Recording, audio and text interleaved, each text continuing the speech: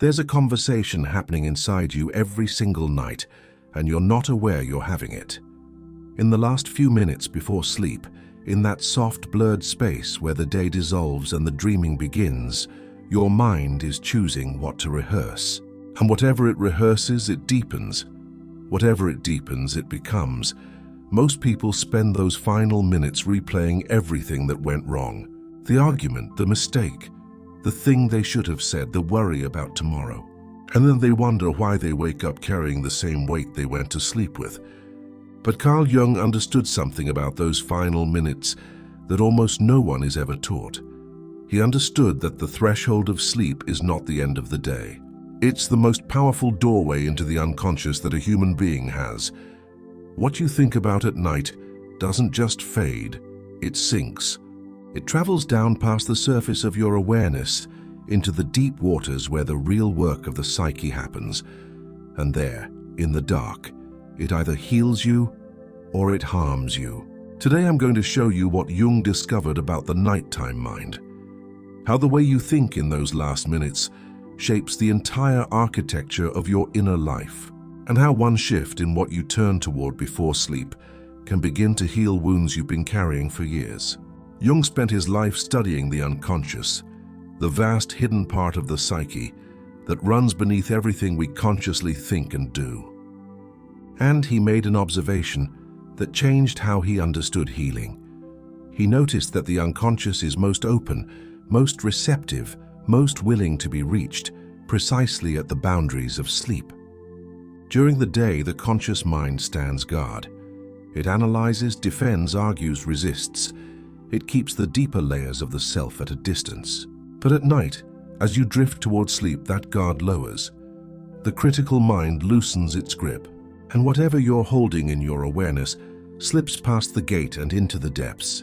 This is why the thing you fixate on before sleep matters so much more than the thing you fixate on at noon. At noon, your worry stays on the surface, argued with, managed, held at arm's length.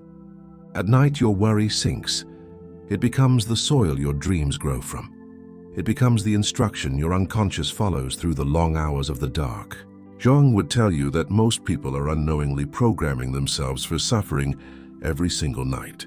They lie down and they hand their unconscious the worst moments of their day. They rehearse their fear. They deepen their shame. They plant the seeds of tomorrow's anxiety in the most fertile ground the psyche has. And they do it without ever realizing they had a choice. So here is the shift. Here is the thing to think about at night and the specific way to think about it. Before you sleep, you turn your attention not to what went wrong, but to what was true. You ask yourself a single question, and you let it be the last thing you hold before the dark takes you. The question is this: where today did I meet myself honestly? Not where did I succeed, not where did I fail. Where did I meet myself honestly? Where did I feel what I actually felt instead of what I was supposed to feel?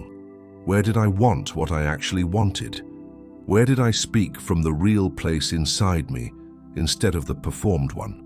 Where, in the middle of a day designed to pull you away from yourself, did you come home to who you are? Jung believed that the great sickness of the modern person is a life lived at a distance from the self. We wear the mask so long we forget the face beneath it. We perform so constantly we lose the thread of what's real. And the wound this creates cannot be healed by achievement or by other people's approval. It can only be healed by returning, again and again, to the truth of your own experience. Asking this question at night is how you make that return a nightly practice. You take the honest moments and you hold them in the light. You let your unconscious know in the last waking minutes that the real self was here today, that it was seen, that it mattered. And your unconscious, receiving this in its most open state, begins to reorganize itself around it. Slowly, quietly, night after night, it begins to heal.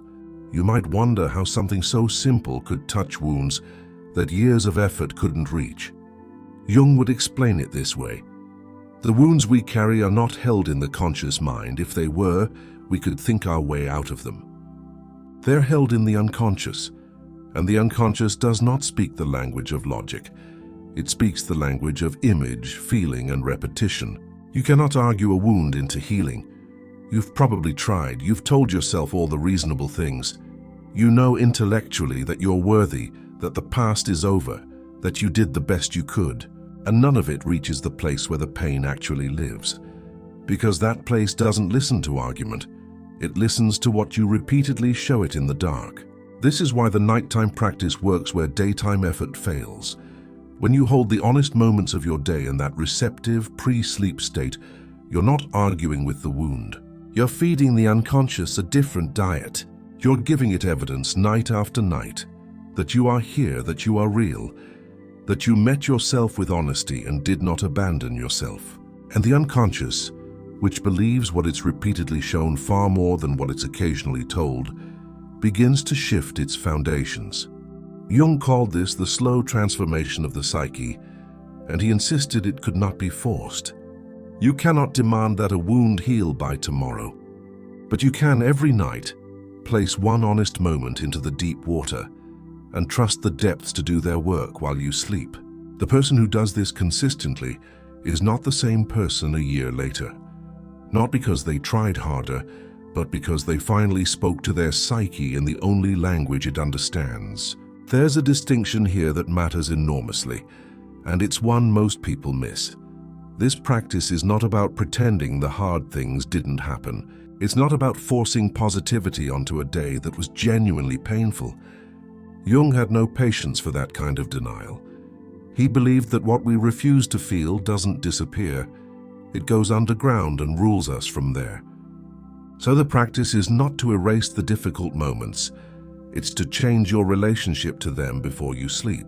There's a world of difference between rehearsing pain and witnessing it. When you rehearse pain, you relive it. You climb back inside it.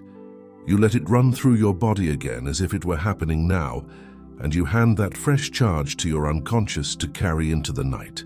When you witness pain, you stand beside it instead of inside it. You acknowledge that it happened. You let yourself feel it honestly, without drama and without denial, and then you set it down. You don't feed it. You don't loop it. You simply say to yourself, that was real and I survived it, and now I am here. Jung would tell you that this act of witnessing is itself a form of healing.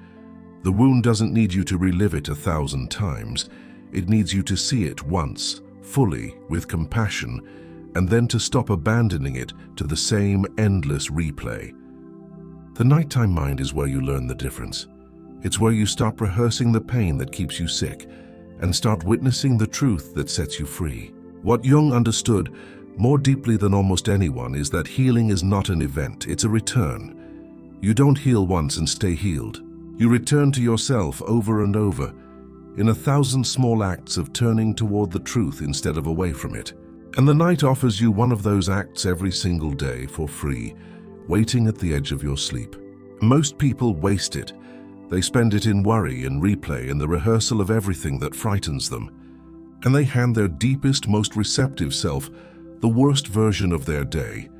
Imagine doing that for a decade. Imagine the architecture it builds.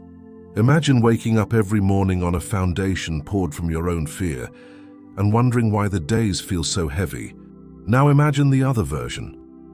Imagine for a decade ending each day by asking where you met yourself honestly. Imagine planting one true thing in the deep water every night.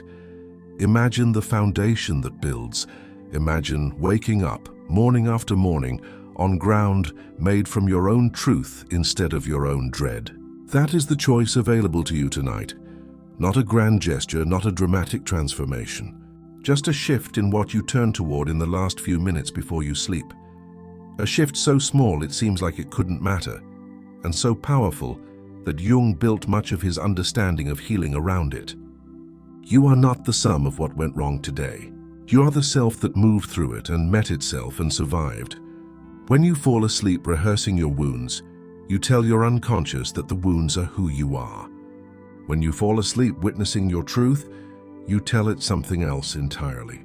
You tell it that beneath the pain, beneath the performance, beneath the long day of being pulled away from yourself, there is a real person who is still here, still honest, still worth returning to. This is what Jung meant when he spoke of becoming whole. Not fixing yourself, but returning to yourself. Not defeating the darkness, but learning to place one true thing into it each night and trusting the depths to grow something from it. The mind at night is the most fertile ground you own. What you plant there becomes the life you live. So tonight, when the day dissolves and the dreaming begins and that soft blurred space opens, where the unconscious waits with its gate wide open, be careful what you hand it. Don't give it your fear. Don't give it the argument you lost or the worry about tomorrow or the mistake you can't undo. Give it the truth instead. Give it the moment you met yourself honestly. Give it the evidence that you are still here, still real, still worth healing. Ask yourself where you came home to yourself today. Hold that as the last thing before the dark, and let the deep water do what it has always known how to do.